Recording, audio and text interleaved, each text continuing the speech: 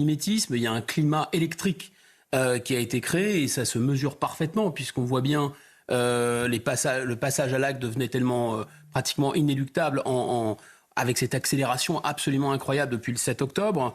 887 incidents antisémites, dont 60% d'agressions physiques. C'est le double de ce qu'on recense habituellement. Et ça, en à peine un mois. Sur Pharos, 6072 signalements, 442 personnes interpellées. Donc on parle quand même d'un phénomène d'accélération absolument incroyable.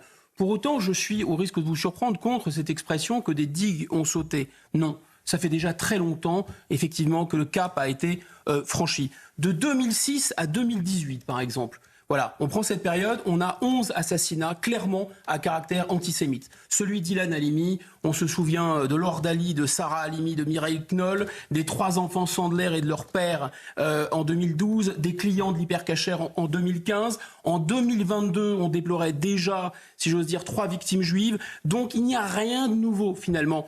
Hélas, à ce que des antisémites agressent des juifs en France. Et le conflit au Proche-Orient ne sert que d'accélérateur, d'allume-feu, si vous voulez, pour refaire repartir une haine qui couve depuis très longtemps. Et est-ce que ce déferlement de haine touche spécifiquement les Juifs ou tous les Français ? Non. Et quand bien même ce serait le cas, même si seuls les Juifs étaient visés, il faudrait tous se sentir concernés. Vous savez, c'est l'effet canari dans la mine. Les mineurs, ils étaient exposés aux coups de grisou et ils prenaient des canaris avec eux parce que les canaris, ils sentaient avant les explosions et donc ils pouvaient quitter la mine. Eh bien, quand on s'en prend aux Juifs, c'est un peu ce qui se passe. Donc il faut toujours être très vigilant. Ce sont les mots très forts du pasteur allemand Martin Niemöller aussi. Quand ils sont venus chercher les socialistes, je n'ai rien dit, je n'étais pas socialiste. Quand ils sont venus chercher les syndicalistes, je n'ai rien dit, je n'étais pas syndicaliste. Quand ils sont venus chercher les juifs, je n'ai rien dit, je n'étais pas juif. Et puis ils sont venus chercher, sauf qu'il ne restait plus personne pour me protéger. Alors aujourd'hui encore, ceux qui pensent que seuls les juifs sont visés, notamment en raison de ce qui se passe au Proche-Orient, je pense se trompent lourdement.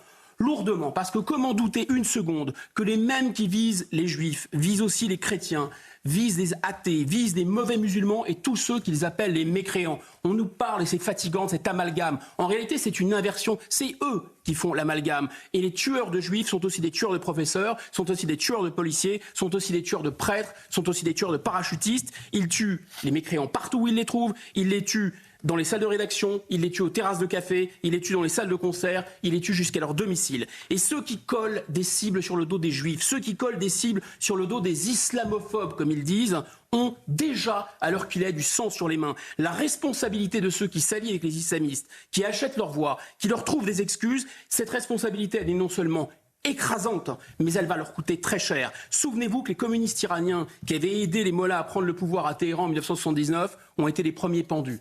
Guillaume Bigot, est-ce qu'il faut dire, comme le fait Rachel Kahn à travers un hashtag « Je suis juif » ? On peut toujours reprendre ce hashtag et dire « je suis juif ». Nos concitoyens juifs, en ce moment, qui sont spécialement visés, se sentiront moins seuls. Mais comme on a pu dire aussi à un moment « je suis Charlie »,« je suis Samuel Paty », allez, encore un effort, on pourrait même dire « je suis français » et on s'aime et on aime tout le monde. Mais est-ce que ça va changer quoi que ce soit ? Ça suffit les nounours, ça suffit les bougies, ça suffit la pleurniche, ça suffit les manifs, ça suffit les hashtags. Exprimer notre compassion à l'égard des victimes, c'est bien. Mais l'enjeu n'est pas là. Il ne faut plus s'intéresser aux victimes. Il faut maintenant, une bonne fois pour toutes, régler le cas des bourreaux et s'occuper de ceux qui sont leurs complices. Il faut ouvrir les yeux. Nous ne sommes pas en guerre. Nous sommes dans un avant-guerre. C'est déjà suffisamment grave. La question de la responsabilité de Jean-Luc Mélenchon, qui est en train de se dieudoniser, de se soraliser, et de tous ceux qui attachent des cibles dans le dos de nos compatriotes se pose. Le problème est assez simple à résumer. Pas de liberté pour les ennemis de la liberté, a dit Saint-Just. Soyons terribles pour éviter au peuple de l'être, a dit Danton. Alors maintenant, de deux choses l'une.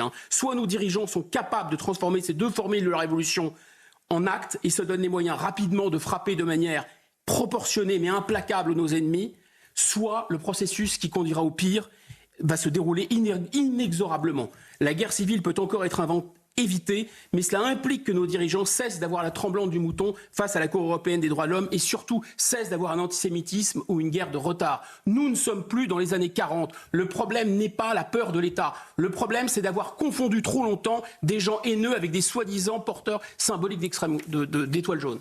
Merci Guillaume Bigot. L'édito de Guillaume Bigot.